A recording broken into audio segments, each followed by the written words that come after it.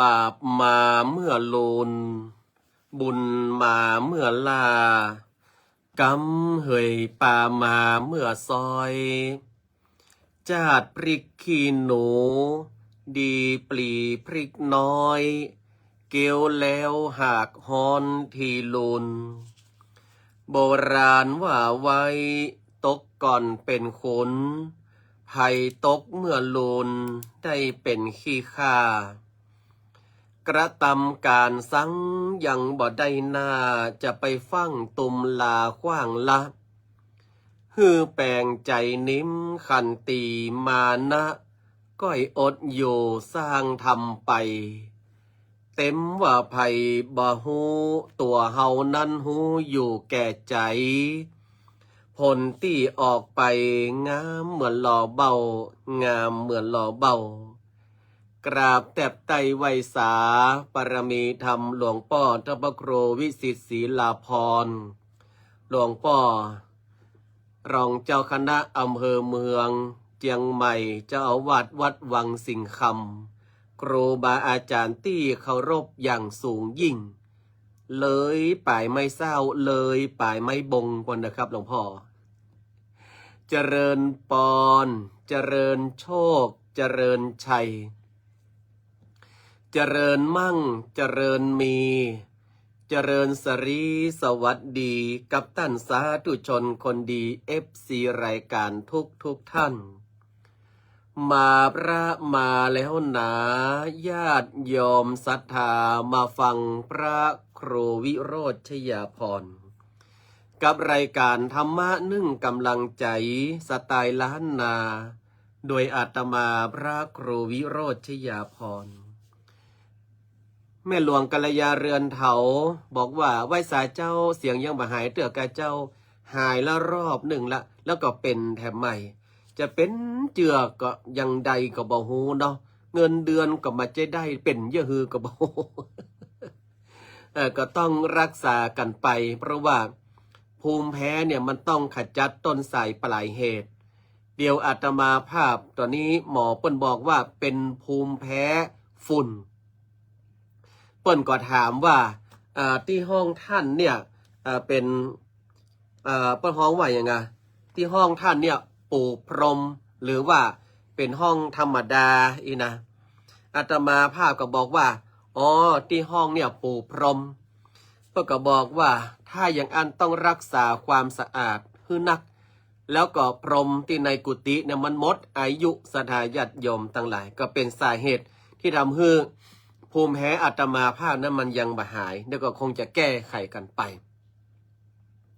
โยมแม่สมบูรณ์มาจ้ามาแล้วเนาะโยมสุทัศน์ก็มาแล้วป้าแก้วก็มาแล้วแม่สุแก้วก็มาแล้วอาตมาภาพก็ยังรอการปวารณาเป็นเจ้าภาพจากศรัทธาญาติโยมกันอยู่เนอในบุญ2บุญที่ฝากไว้ก็คือบุญถวายภัตตาหารเพลแก่พระเจ้าประสงค์จำนวน70รูปในวันที่22ในเดือนมกราคมพิธีสวดถอนสีมาอุโบสถจำนวน20โต๊ะเนาะโต๊ะถวายเพลเจ้าภาพโต๊ะละ1,000 บาทแล้วก็บุญที่2ก็คือเป็นเจ้าภาพรับมีดตัดหวายลูกนิมิตเนาะอันนี้ก็มีดละ999 บาทก็หรือว่ามีดละ1,000 บาทจำนวนเพียงแค่30เล่มต่ออันแล้วท่านสามารถที่จะจองเลขมงคล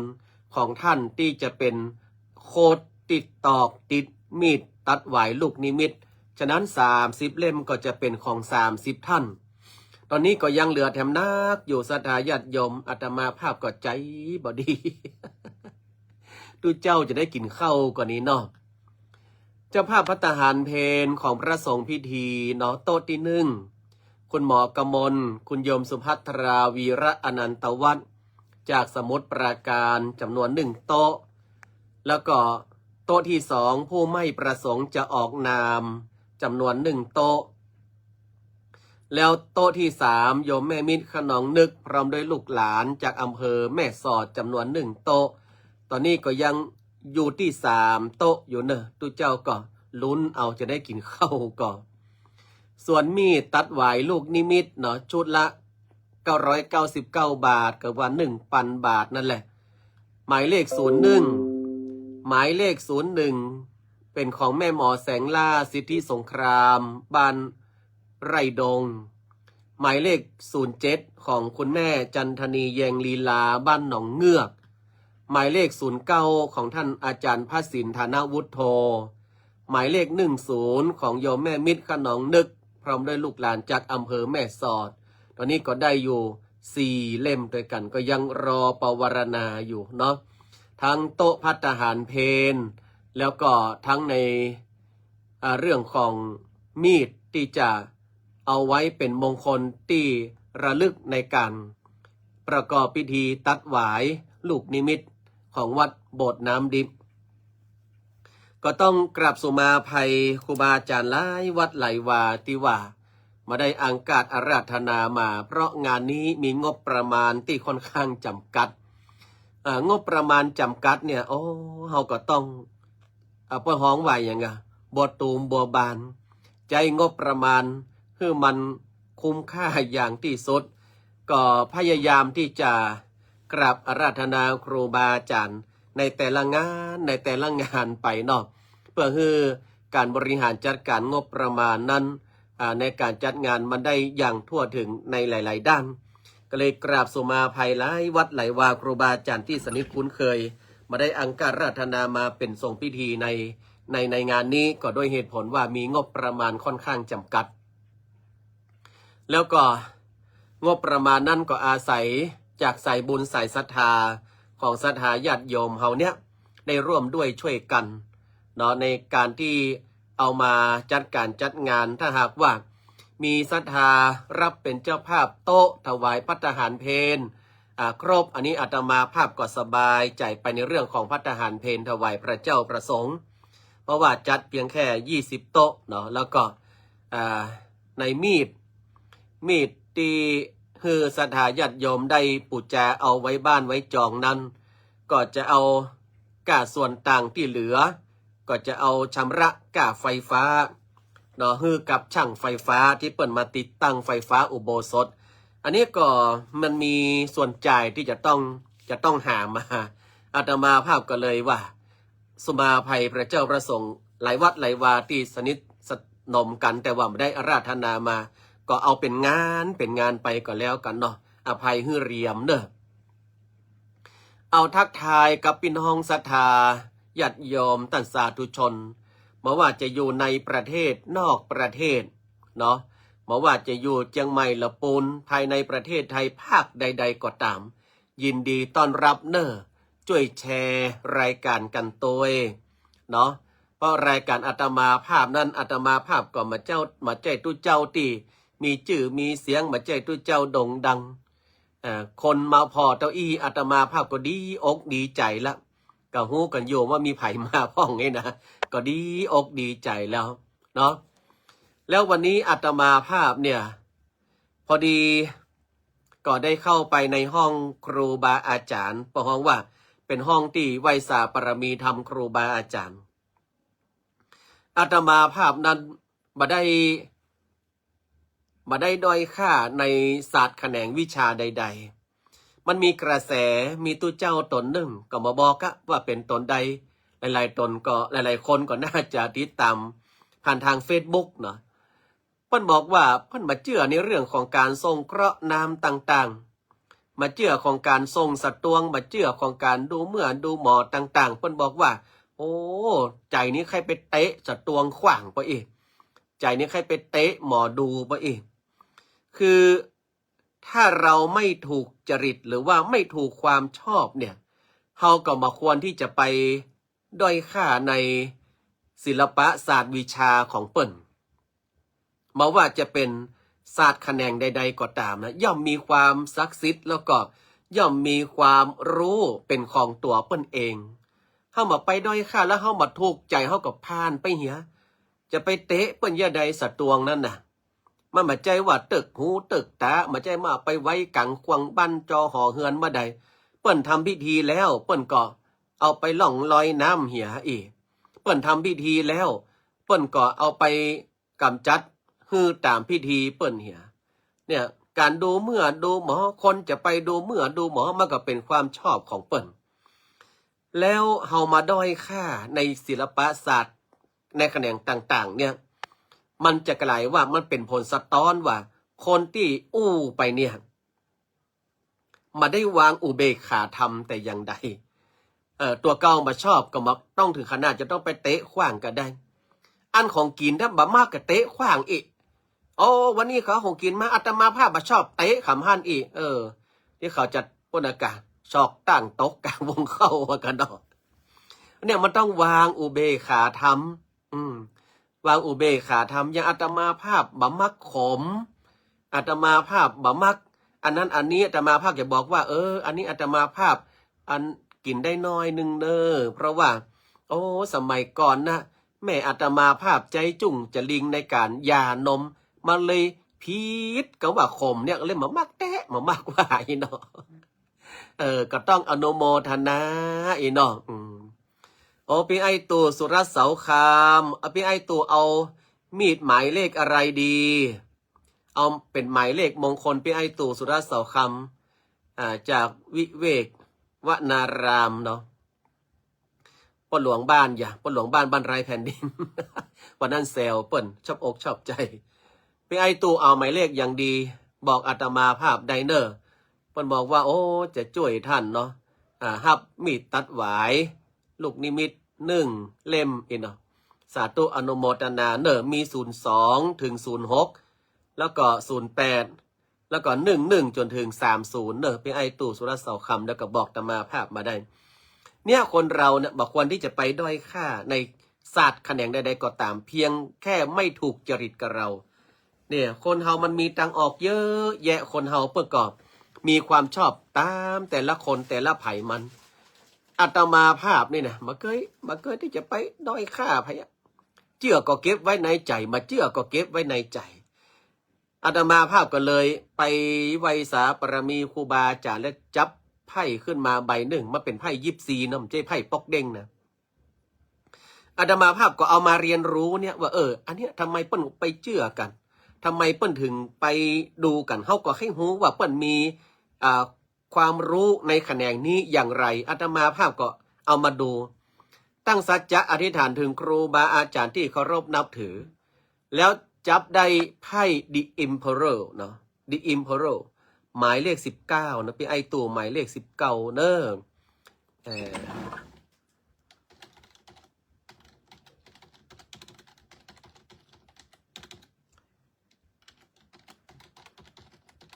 เรียบร้อย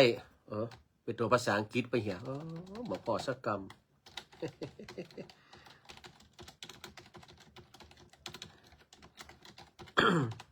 อันนี้ของพี่ไอตู่นี่ห้ามให้ห้ามฮ้องเนอะห้ามขอคืน สาธุโมทนานะกะต่างคณะที่ไปบรรยายพวกก็มาเล่าขวัญกันเนาะทุกเจ้านี่ มาก็ควาย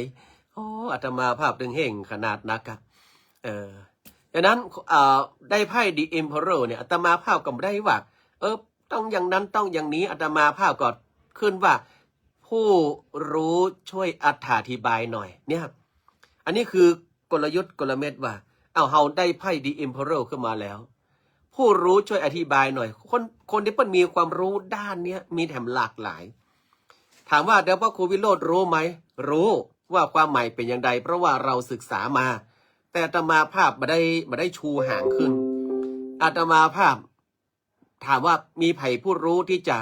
ช่วยอาตมาภาพเดี๋ยวก็มีเนาะเนี่ยโยมลาล่าพีเคพวกก็ไปเอาในอินเทอร์เน็ตมาลงฮื้อพอ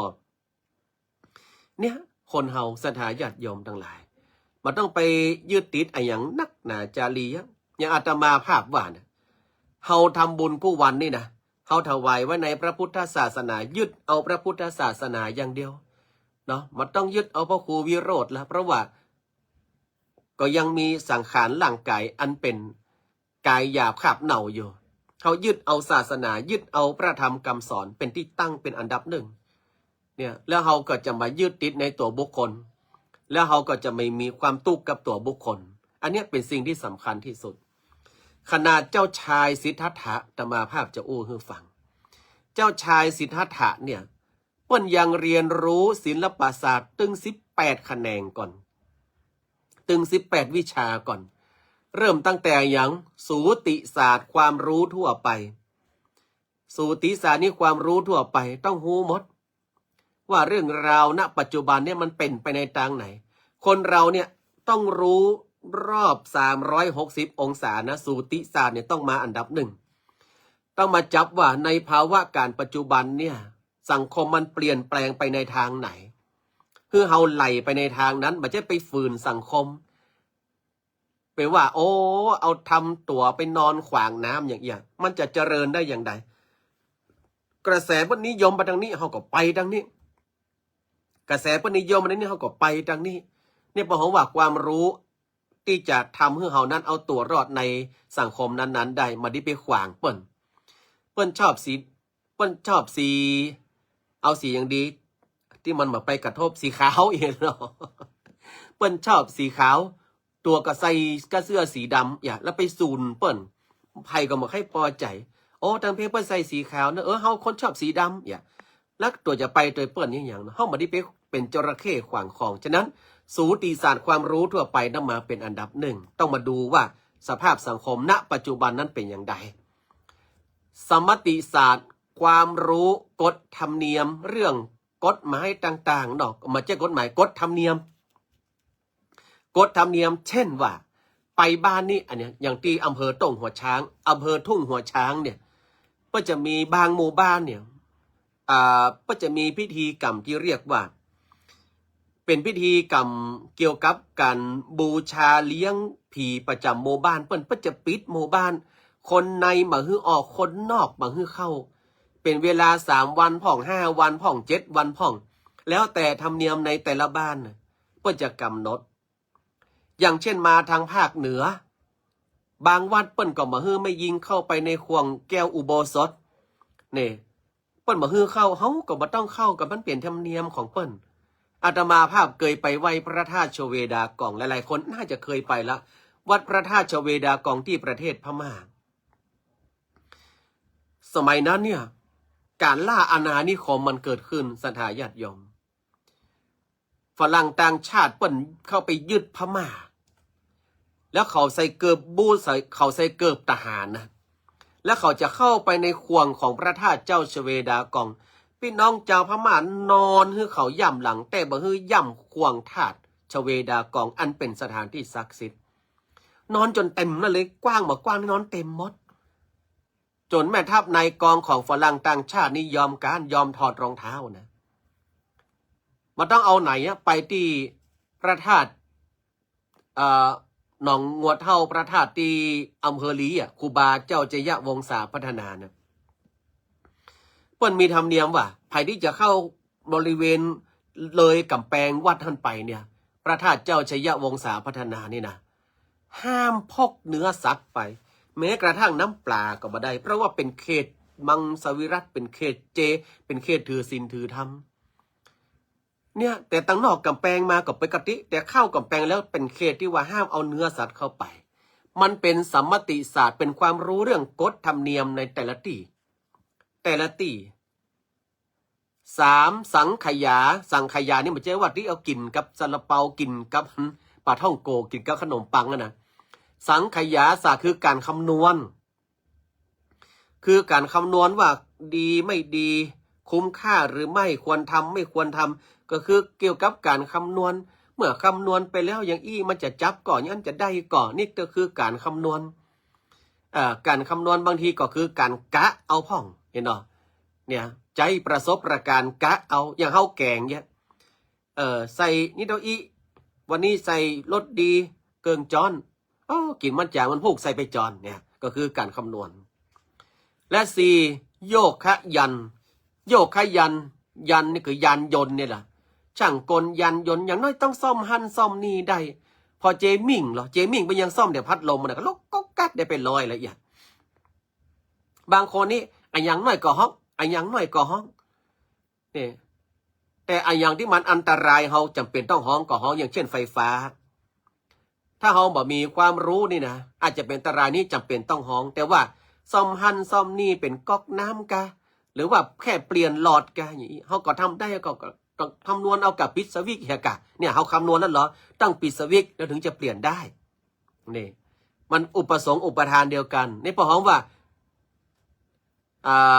การสังขยาสร้างคำนวณแล้วก็ยันโยกขยันโยคะยันตระก็คือการซ่อมหันซ่อมนี่นิติศาสตร์ว่าด้วยกฎหมายนิติศาสตร์ว่าด้วยกฎหมายเนาะอันนี้เขาต้องรู้อย่างน้อยก็กฎหมายพื้นฐานเขาต้องรู้ไว้ก่อนวิเศษิกาศาสตร์ความรู้เรื่องมงคลต่างๆเกียง59เสียติดกับจัน60เสียการวันเดียวหรือว่าข้างขึ้นข้างแรม1ค่ำจางเกี้ยวขึ้นโซหงคำอย่างเฮาหูไว้มันมีคนมาถามเลยวันนี้ดีก็หาโอ้วันนี้กะเดือนอย่างหามันเสียมาดีเฮ้ยวันพุธมาดีเลี้ยงผีอีวันนี้มันเป็นวันพุธมาเลี้ยงผีปู่ย่ามาเลี้ยงผีปู่ยี่สักอย่างแต่เนอะเพิ่นมาดีเลี้ยงผีอีมันถามว่าแล้วมันเป็นยังไงเพิ่นถึงบดีเลี้ยงผีในวันนั้นเนี่ยก็คือมันเป็นอย่างสมมติศาสตร์เหมาะก็คือมันเป็นธรรมเนียมมันเป็นกฎด้านธรรมเนียมมันเป็นกฎด้านธรรมเนียมคนเฮาบะเดียวมาอาจจะขึ้นว่ามันต้องมีต้นสายปลายเหตุกะจะได้ว่าวันพุธเปิ้นบดีเลี้ยงผีบอกก็เปิ้นอธิบายไปจะแต้ว่าเอาล่ะไปด้อยค่าไปมาคืออย่างที่ว่านั่นนะมาควรด้อยค่าไผเปิ้นว่าบ่เฮ้อเลี้ยงถ้าตัวจะเลี้ยงก็เลี้ยงต่อถ้าตัวจะเลี้ยงมาเจือก็เลี้ยงได้บ่ให้ก็มาเจือว่าจะยับเข้าคอกเข้าขังอย่างแต่ถ้าถามคนอื่นแล้วเปิ้นว่าบดีเลี้ยงก็ไปเถียงเปิ้นแล้วจะถามเปิ้นยังไงเลี้ยงไปกะไม่ต้องถามถ้ามาเจือไผสักคนไม่ต้องถามมาสักคนเลี้ยงไปอันนี้ป้าฮองว่าอย่างป้าฮองว่ามันเป็นเรื่องศาสตร์ต่างๆวิเศษิกาศาสตร์ความรู้ด้านมงคลท่านครูบาต้อมเสน่ห์กะหลงมนตราร้านนาต้นแก้วองค์คำแห่งแจ้โฮมเนอะอันนี้นะเปิ้นเป็นนักเตะอาตมาภาพนี้เป็นรองเปิ้นอยู่นะอันเนี้ยนักเตะฝีปากกลานักเตะฝีปากเอกเนาะขนาดได้ขึ้นธรรมะปอเตศแล้วนะป่นด่าแต่คนทับรถบ่ฮีโล อันนี้ท่านเสน่ห์กาหลงครูบาต้อมเนาะแห่งแจ้โฮมลำปางเนอะตะกี้อาตมาภาพก็ไปทักทายเปิ้นวันนี้เปิ้นทักทายไส้มือละแสดงว่าจบรายการละเอาศาสตร์ที่7ที่เจ้าชายสิทธัตถะทรงเล่าเรียนเนาะวันนี้กำลังในเรื่องของไม่ด้อยค่าในศิลปศาสตร์แขนงต่างๆกรณีทุเจ้าตนหนึ่งนะครูบานี้เอามาอธิบายด้วยหลักเหตุและผลศาสตร์ที่7คือคันทัพพศาสตร์เจ้าชายสิทธัตถะเรียนคันทัพพศาสตร์คือนาฏศิลป์ดนตรีดิดสีตีเป่าเพื่อจ้างหมดจะจ้อยจะซออย่างครูบาต้อมเสน่ห์กาหลงนี่ก็จ้างหมดเนี่ย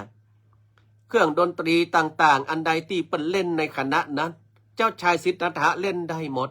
คันทัพพศาสตร์เพื่อนก็เรียนรู้ไว้ต่อไปศาสตร์ที่8คณิกาศาสตร์เกี่ยวกับการบริหารร่างกายแล้วก็สมัยเราก็เพิ่นมีแล้วบริหารร่างกาย up and down เนี่ยชูมือขึ้นแล้วหมุนเนี่ยเพิ่นบริหารร่างกายมันเป็นวิชาศาสตร์แขนงหนึ่งและศาสตร์ที่10คืออย่างรัฐศาสตร์วิชาการปกครองจะปกครองอย่างใดคือคนไพร่ฟ้ามนตรีได้อยู่ดีมีสุขเพิ่นว่าก็ไปเรียนรู้ไว้แล้วก็วิชาที่11นิติศาสตร์อันนี้ก็คือว่าศาสตร์ที่ว่าด้วยกฎหมายที่ลึกซึ้งเข้าไปแถมจากกฎหมายธรรมดาก็เป็นกฎหมายที่ลึกซึ้งเข้าไปแหมตั้งเฮาก็เป็นอย่างรัฐธรรมนูญมาตรานั้นมาตรานี้ถ้าเฮาถามว่าเฮาฮู้ก็ว่ารัฐธรรมนูญมาตรานี้ว่าได้เรื่องอย่างบ่ฮู้หรอกแต่ว่าคนที่เพิ่นเรียนจริงๆเพิ่นจะฮู้เลยวรรค1มาตรา7วรรค1วงเล็บ2อย่าถ้าอาตมาภาพนี่ก็งงตั้งแต่มาตรา1แล้วไงนี่มันต้องเข้าวงเล็บก็ได้พดออกแจ้โฮมบนหน้าดอกแล้วศาสตร์ที่12คือพาณิชยศาสตร์เรื่องการค้าการขายเจ้าชายสิทธัตถะก็เรียนนะการค้าการขายจะทำการค้าการขายต่างบ้านต่างเมืองได้อย่างใดมันมีอยู่พ่อกานายหนึ่งเป็นมหาเศรษฐีสถาญาติโยมทั้งหลายเป็นมหาเศรษฐีเอาเกิบหรือว่ารองเท้าเนี่ยไปขาย คือกับชนเผ่าที่เปิ้นบ่เคยใส่เกิบเลยเนี่ยโอ้คนชนเผ่านั้นมันมีหลายนะมีเป็นล้านอ่ะแต่เปิ้นบ่เคยใส่เกิบเลยในประเทศนั้นน่ะเอาประเทศเนี่ยเปิ้นบ่เคยใส่เกิบเลยไป2 บริษัทที่1ไปปะโตออกประกาศว่าเกิบอย่างอันเกิบอย่างอีรองเท้าดีอย่างนั้นรองเท้าดีอย่างนี้บ่มีใครสนใจเพราะว่าคนในประเทศนั้นเปิ้นบ่เคยใส่เกิบพอบริษัทที่2ไปถ้าอันนะมาได้โฆษณาอย่างนักอ่ะนี่มาได้โฆษณาอย่างนักเอาเกิบไปแจกฮือผู้นำแหละเอารองเท้านี่นะเอาไปแจกฮือครอบครัวของหัวหน้าชนเผ่าว่ะมันมีเมียกี่คนน่ะ10 คนก็แจก10 กู้ลูกกี่คนเช้าก็แจกแหมเช้านี่ผู้ช่วยคนใดที่พอเป็นปากเป็นเสียงได้แจกคือเขาลองใส่บอกว่าคือลองใส่3 วันถ้าหากว่าบดีเนี่ยจะเอาสักตังค์ฮือแถม10,000เอาหัวหน้าเผ่าเอาแล้วโอ้โหลองใส่พอกำล้อถ้ามันบดีจะได้เงินแถม10,000ก่อนหัวหน้าใส่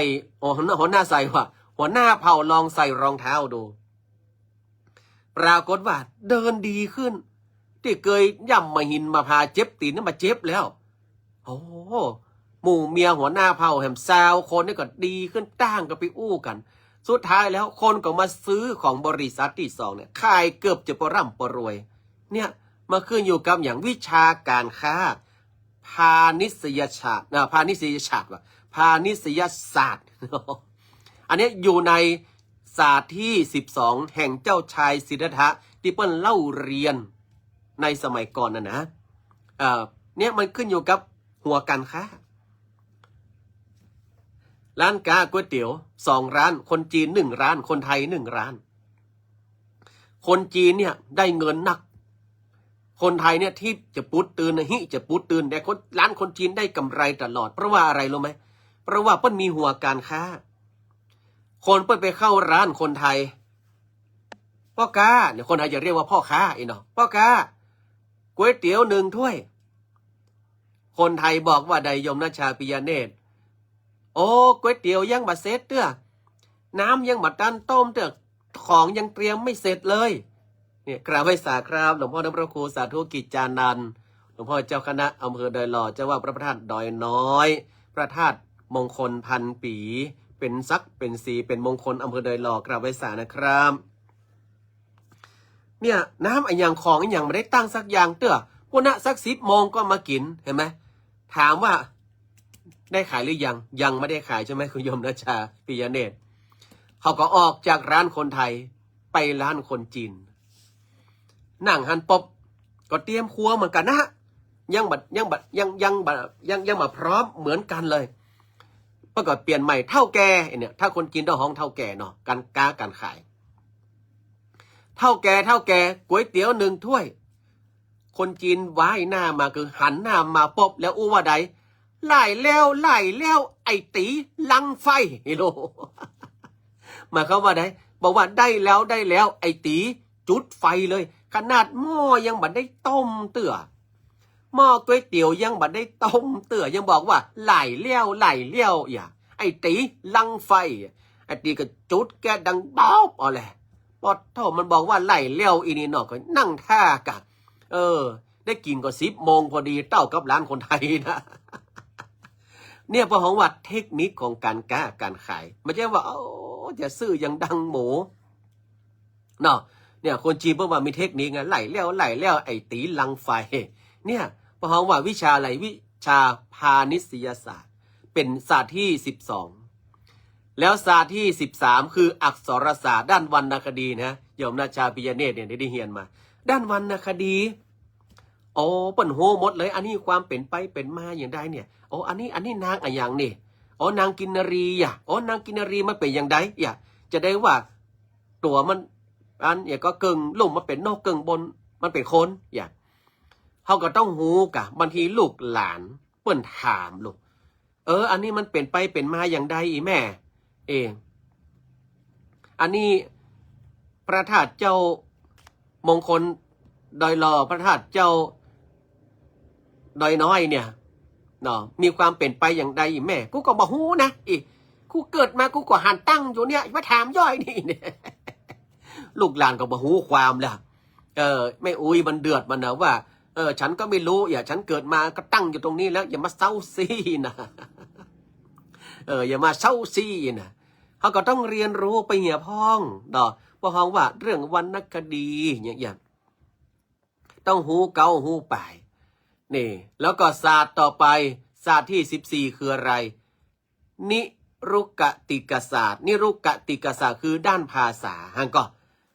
คนเขาต้องเรียนด้านภาษาอาตมาภาพนี่นะอย่างว่าเนี่ยที่แรกตั้งใจจะไปสมัครเป็นพระธรรมทูตสายต่างประเทศแต่ตอนนี้ต้องพับเก็บไว้ก่อนเพราะจะต้องดูแลเทวดาเดินดินที่บ้านก่อนเนี่ยอาตมาภาพตั้งใจนะว่าจะไปที่พระธรรมทูตสายต่างประเทศแต่ว่าต้องพับเก็บไว้ดูแลผู้มีพระคุณอย่างสูงสุดโยมพ่อโยมแม่ที่บ้านก่อนถ้ามาอาตมาภาพก็จะไปเรียนรู้เรื่องภาษาอาตมาภาพไปต่างประเทศอาศัยอย่าง Google Translate แล้วก็ความจำของตัวเก่าที่พอรู้สเน็กฟิตงูปลาไปนะเอามาผสมผสานกันถ้าถามว่าเอาเฉพาะความจำความรู้ที่อาตมาภาพมีมันออกอักขระไม่เหมือนกันนะบางทีเฮาเฮียนในประเทศไทยเฮาเนี่ยเฮาคุ้นหูว่าอย่างนี้คุ้นหูว่าอย่างนี้พอเฮาไปฟังฝรั่งจริงๆเนี่ยมันวุยปดโอ้โหของเฮานี่หมอกครับ80-90ไปนะถ้าคนไทยอู้ฝรั่งมาจ้าโล80-90รอฝรั่งอู้ภาษาของตัวเก่าแล้วมันปรุบเลยปด150เข้าหูดังตั้งกันนะสมองได้รับการกระทบกระเทือนหมดฟังมาออกเลยฉะนั้นการเรียนรู้ภาษาเนี่ยสำคัญเจ้าชายสิทธัตถะบอกเรียนรู้ภาษาเพื่ออย่างเจรจากับต่างชาติกันเนี่ยฝรั่งเล่าควันเฮาได้ผลละนี่อย่าจะมาภาพไปจ่ายสตังค์ที่ต่างประเทศมันก็อู้บโลปเต้มาเขาก็อันอย่างบโลปเต้เขาก็บอกว่าแต่มาภาพก็อู้ไทยเนี่ยกะอันนี้ได้ก็จกแบงค์คือเหมือนฝรั่งมาบ้านเฮาแล้วอู้ก็เฮาได้เขาก็จะจกแบงค์คือเนี่ยอาตมาภาพก็จกแบงค์คือมันก็บอกว่าโอเคแล้วมันก็อู้เล่าขวัญอาตมาภาพเนี่ยกับงูไม่ใช่แล้วช่วยแล้วไข้หัวใส่กันหนังวองดิดปักชะกรรมได้นะอาตมาภาพก็รู้ว่าลักษณะทางกายว่าเขาอาจจะมีการเซลเฮาอย่างนี้เนาะอันนี้ต้องรู้ไว้และภาษาที่15ศาสตร์ที่15ที่เจ้าชายสิทธัตถะทรงเรียนคือคณิตศาสตร์อันนี้เรื่องเกี่ยวกับตัวเลขละต้องเริ่มมีการหาค่าต้องมีการคำนวณที่แม่นยำนอกจากการกะคำนวณด้วยความรู้จากประสบการณ์ที่เรียกว่าสังขยาศาสตร์เนี่ยมาสู่คณิตศาสตร์ละมีความแม่นยำนักขึ้นนี่สามเหลี่ยมด้านเท่าเนาะสี่เหลี่ยมข้างหมูไอ้อย่างก็ฐานคูณสูงคูณกว้างไอ้อย่างสักอย่างนึงเนี่ยอันนี้มันต้องมาคำนวณแล้วศาสตร์ที่16ที่เจ้าชายสิทธัตถะทรงเรียนคือโชติยศาสตร์วิชาดูดาวนี่ถ้าเราหลงป่าให้ดูดาวอะไรถ้าเราหลงป่าให้ดูดาวไอ้อย่างอาตมาภาพก็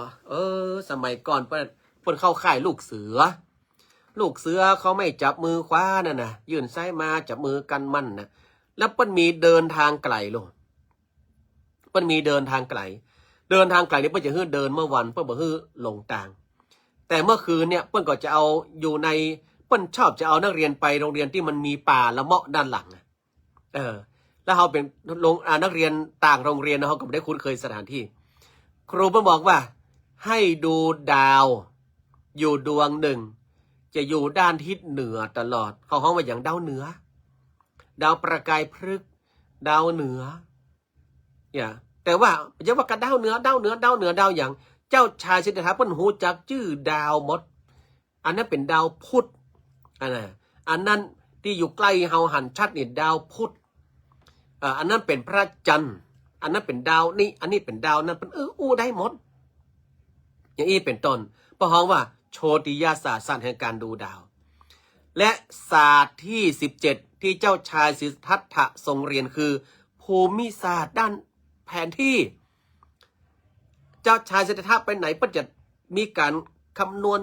มีหนังสือเล่มหนึ่งปากกาเล่มหนึ่งทำไมแต่ก่อนมีปากกาก็เอาอย่างหัวเขียนแต่มาภาพก็เกิดประตัน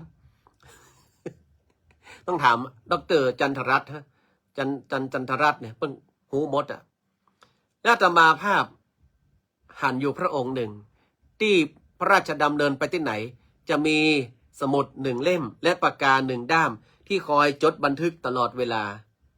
ท่านได้รู้บ้างว่าพระองค์ท่านคือใครไม่ว่าจะไปที่ไหนก็ตามเสด็จพระราชดำเนินไปงานอะไรก็ตามก็จะเขียนแล้วก็ถ่ายรูปแชะแล้วก็มาเขียนรายละเอียดเปิดรายงานความเป็นไปเป็นมาของโครงการนี้พระองค์ท่านนี้เขียนจดบันทึกช็อตโน้ตไว้ว่าโครงการนี้สร้างมาด้วยวิธีไหนแล้วก็ได้ผลอย่างใดด้วยวิธีการอย่างใดพวกก็จะช็อตโน้ตไว้แล้วสมุดเล่มนั้นเนี่ยจะมีคุณูประโยชน์ต่อผู้ที่ใฝ่รู้ผู้ที่ใฝ่รู้ว่าโครงการนี้สำเร็จได้เพราะวิธีนี้นี่มันก็เป็นการต่อยอดไปสู่โครงการใหญ่ๆพระองค์ท่านคืออย่างก็น่าจะมาภาพจำชื่อใหม่มาใครได้สมเด็จพระกนิษฐาธิราชเจ้ากรมสมเด็จพระเทพรัตนราชสุดาสยามกุฎราชกุมารีเนาะถ้าจะถูกนะมาถูกก็กราบขออภัย เนี่ยแล้วศาสตร์สุดท้ายที่เจ้าชายสิทธัตถะทรงเรียนคือโหราศาสตร์วิชาพยากรณ์โหราศาสตร์เนี่ยคือใน18ศาสตร์สถาญาติโยมสูติศาสตร์ความรู้ทั่วไปสมติศาสตร์กฎระเบียบของด้านธรรมเนียมสังขยาศาสตร์การคำนวณโยคะยันตรศาสตร์การช่างกลยันยนต์นิติศาสตร์ว่าด้วยกฎหมายเวสิกาความรู้มงคลจนถึงโหราศาสตร์เนี่ยหลายๆคนเนี่ยมีความชอบอาจจะไม่ถึง18ศาสตร์ชอบศาสตร์นี้แต่มาชอบศาสตร์นี้ชอบศาสตร์นี้แต่มาชอบศาสตร์นี้เจ้าชายสิทธัตถะท่านบอกว่าอย่างเรียนเพื่อรู้เรียนเพื่อเป็นมรรคะคือหนทางจนกระทั่งได้เจอศาสตร์ที่19คือพุทธศาสตร์เป็นศาสตร์แห่งการหลุดพ้นแต่กว่าจะหลุดพ้นเนี่ยท่านก็ต้องเรียนมาทุกอย่างเพื่อที่จะเป็นมรรคะแนวทางให้รู้ว่าอันนี้เป็นอย่างนั้นอันนั้นเป็นอย่างนี้อันนี้เป็นอย่างนั้นจนไปเจอพุทธศาสตร์เป็นศาสตร์แห่งการหลุดพ้นนี่ฉะนั้นเมื่อเราไม่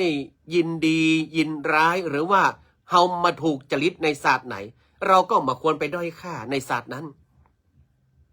เราไม่ถูกจริตศาสตร์ไหนเก็บไว้ในใจนี้เรามาควรไปกล่าวด้อยค่าเปิ้นเพราะอาตมาภาพเชื่อว่าศาสตร์ทุกศาสตร์ความรู้ทุกแขนง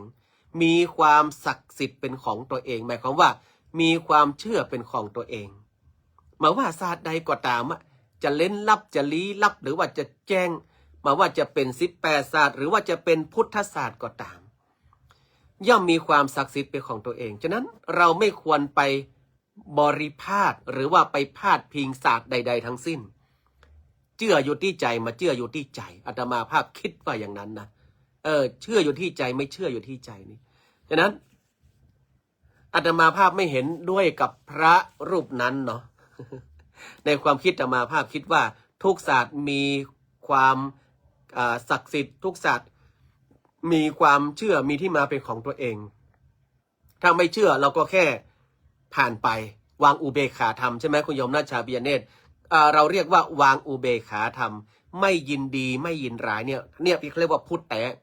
เปิ้นมีการเลี้ยงผีกันฮะเขาเดินผ่านเปิ้นเลี้ยงตามความเชื่อของเปิ้นเขาก็เตียวไปเหีย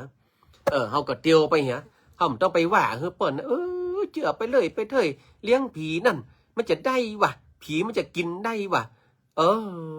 ศรัทธาญาติโยมทั้งหลายก็มันก็แล้วแต่ความเชื่อของไผ่ของมันเนี่ยบางคนไปพาด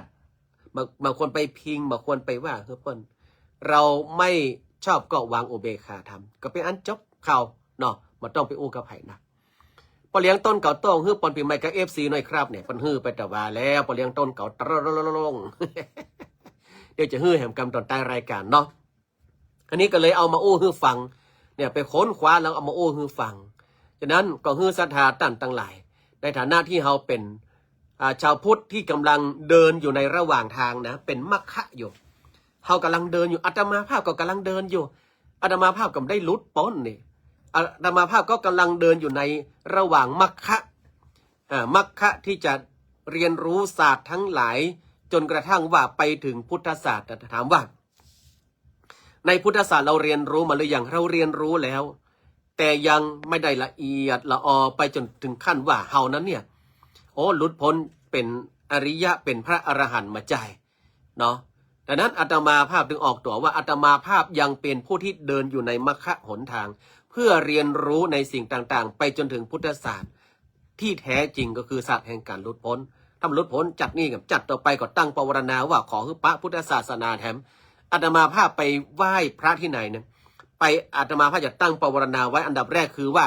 ขอให้มีบุญได้เกิดร่วมชาติกับพระศรีอริยะเมตไตรอันนี้อาตมาภาพที่ฐานอันดับแรกเลยว่าขอให้มีบุญไปเกิดร่วมชาติกับศรีพระอริยะเมตไตรเพื่อฟังธรรมจากพระองค์แล้วก็ให้หลุดพ้นตามเนี่ยให้หลุดพ้นตามแต่ตอนเนี้ยก็ยังอยู่ในสังขารขับเน่านี่อยู่เนาะดังนั้นเราบอกควรไปว่าฮือไผ่วางอุเบกขาธรรมเนาะอันนี้ก็เอามาอู้ฮือฟังก่อนจะปิดท้ายรายการก็ฝากบุญเอาไว้แหมซองบุญเนาะก็คือบุญถวายภัตตาหารเพลแก่พระสงฆ์จำนวน70รูปที่จะมาเป็นสงฆ์พิธีถอนสีมาอุโบสถ20โต๊ะเนี่ยโต๊ะละ 1,000 บาทเนาะตอนนี้กำลังได้3โต๊ะอยู่ทุกเจ้าจะได้เพลมาได้เพลบอกว่ากำลังได้3โต๊ะอยู่ก็เหลือแถม17โต๊ะแล้วก็ท่านใดจะรับมีดตัดหวายลูกนิมิตก็คือมีดชุดละนี่คือมีดพร้อมฐานนะ999 บาทก็คือ 1,000 นั่นแหละจำนวน30เล่มแล้วถามว่า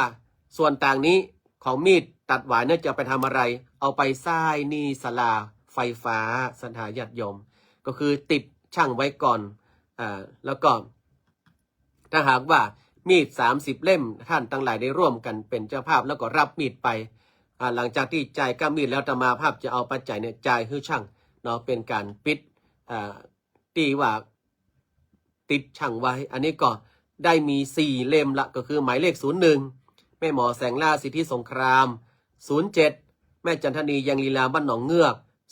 09ท่านอาจารย์พระสินธนวุฒิโท10แม่มิตรขนองนึกพร้อมลูกหลานจากอำเภอแม่สอดและ19คุณสุรัตน์เสาคำจากอำเภอสันทรายตอนนี้ก็มีอยู่4เล่มก็ฝากบุญนี่ไว้กันแล้วกันนะแล้วก็มหาปางมหาบุญอันยิ่งใหญ่ก็คือว่าบุญปิดทองฝังลูกนิมิตบุญปิดทองฝังลูกนิมิตนี้เป็นครั้งแรกของวัดโบสถ์น้ำดิบในรอบเกือบ200ปีศรัทธาญาติโยมทั้งหลายแล้วก็ศรัทธาญาติโยมในร่วมอนุโมทนาเป็นเจ้าภาพลูกนิมิตอาตมาภาพก็ใจปัจจัยที่ท่านเป็นเจ้าภาพนี่แหละเอามาจัดงานนี้เพราะว่าวัดโบสถ์น้ำดิบต้องยอมรับณปัจจุบันนี้นะมีเงินวัดไม่ถึงแสนนะวัดโบสถ์น้ำดิบเนี่ยมีเงินวัดมาถึงแสนฉะนั้นอาตมาภาพก็จะแยกส่วนว่าเงินวัดที่เหลือที่ไม่ถึงแสนเนี่ยนะให้เก็บไว้ส่วนงานที่จะถึงเนี่ยก็เอาปัจจัยที่ศรัทธาญาติโยมได้ช่วยกันอุปถัมภ์เป็นเจ้าภาพเนี่ยเอามาจัดงานเพื่อคือมันไม่ได้เอามารวมกันแล้วเกิดความสับสนในการใช้จ่ายอาตมาภาพบ่ค่อยสบายใจถ้าว่าใช้เงินอย่างสับสนเนี่ยอาตมาภาพจะแยกเป็นส่วนไหนก็คือส่วนนั้นเนาะส่วนที่จัดงานก็คือส่วนจัดงานหลายๆคนก็บอกว่าก็จัดงานวัดก็ใจสตังวัดแต่ว่าเรารู้ตัวเองดีว่าวัดเราเนี่ยมันเหลือเงินมาถึงแสนศรัทธาญาติโยมประมาณ 7-8 หมื่นเนี่ยเอาไว้ใจก้าน้ำกับไฟเนาะเพราะว่าก้าน้ำกับไฟก็นักหนาจารีพอสมควรฉะนั้นก็ต้องฝากบุญฝากวัดฝากวาวัดโบสถ์น้ำดิบไว้กับศรัทธาญาติโยมแต่อาตมาภาพเน้นย้ำว่าให้เราทำบุญแล้วไปถึงพระพุทธศาสนาเป็นอันดับหนึ่งนะองค์สัมมาสัมพุทธเจ้าอันดับ2คือพระธรรมคำสอนขององค์พระสัมมาสัมพุทธเจ้าอย่ายึดติดในตัวบุคคลอย่ายึดติดในตัวอาตมาภาพให้ไปยึดเอาศาสนาพุทธให้ไปยึดเอาพระธรรมคำสอนของพระพุทธเจ้าเป็นสรณะเนาะอาตมาภาพก็ยังอยู่ในมรรคหนทางสังขารขับเน่าฉะนั้นอาตมาภาพเน้นย้ำว่าเมื่อเราทำบุญแล้วให้ยึดว่าเราทำบุญถวายไว้ในพระพุทธศาสนาให้เรายึดเอาพระธรรมของพระสัมมาสัมพุทธเจ้าเป็นหลักส่วนอาตมาภาพท่านทั้งหลายมันต้องไปยึดติดในตัวอาตมาภาพเนาะอันนี้ก็บอกไว้ก่อนเนาะบอกไว้ก่อนหลายๆคนถ้าท่านมาอยู่วัดนี้เจ้าก็ มาทำบุญแล้วก็มาใจเพราะว่าถ้าเราไปยึดแบบเนี้ยมันจะยิ่งตุกนะมันจะยิ่งตุกเขียนบันไดถ้าเราทำบุญแล้วยึดเอาพุทธศาสนาเป็นที่ตั้งยึดเอาธรรมะเป็นที่ตั้งอันนี้สบายใจทุกเจ้าจะเป็นอย่างใดก็จังเพื่อสบายใจอันนี้อาตมาภาพอธิบายให้ศรัทธาญาติโยมท่านทั้งหลายได้ฟังโอ้วันนี้เลยเวลามาแล้วจบเนาะจบรายการวันนี้ศาสตร์18ศาสตร์อนุโมทนากับศรัทธาญาติโยมทุกท่านปี 2569 เนี่ยอันนี้ปั่นปอนปีใหม่ตามคำนิมนต์ของปะเลี้ยงเก่าโต้งเนาะปะเลี้ยงต้นเนี่ยนะขออำนวยอวยพรให้ศรัทธาญาติโยมจงได้มีความสุขตลอดปี 2569 และตลอดไปบ่ฮื้อได้สั่งได้สาฮื้อท่านทั้งหลายมีความสุขมีความเจริญวัฒนาถาวรการกุ่งรุ่งเรืองแม้นว่ามุ่งมั่นปรารถนาสิ่งใดก็ขอให้สิ่งนั้นจงได้พลันสำเร็จอันโดยชอบประกอบด้วยธรรมน้อมนำให้ท่านทั้งหลายวัฒนาถาวรการกุ่งรุ่งเรืองจงทุกประการจัตตารโอธรรมาวัฏันติอายุวันโนสุขังปะลังแฮปปี้นิวเยียร์